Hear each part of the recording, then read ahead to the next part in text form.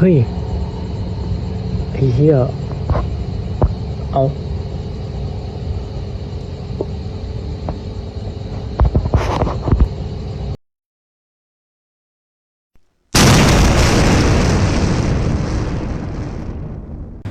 เนาะจากเหตุการณ์มือวางแรกนี่เนาะตอนช่วงเวลาประมาณ 7:40 นาทีเนาะได้มีลำแซงใหญ่เนาะคล้ายคืออันลูกไฟนี่แหละเนาะบ่แน่ใจว่าจะแม่นดาวตกหรือว่าแม่นหยังเนาะเห็นทิศทางไปทางอันสยบุรีพุ่นเนาะบ่ฮู้ว่าตกทางใดเนาะแซงเป็นแซงใหญ่ๆเนาะ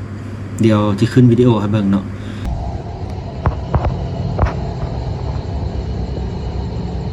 เฮ้ยไอ้เหี้ยเอา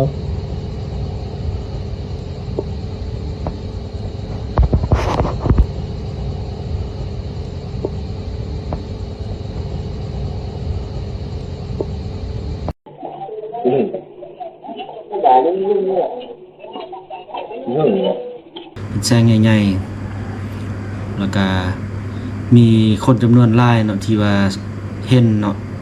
แต่ก็ยังบ่ทันฮู้ว่าแม่นแซงของหยังเนาะมีแต่มื้ออื่นพุ่นแหละเฮาถ้าฟังเบิ่งข่าวเนาะ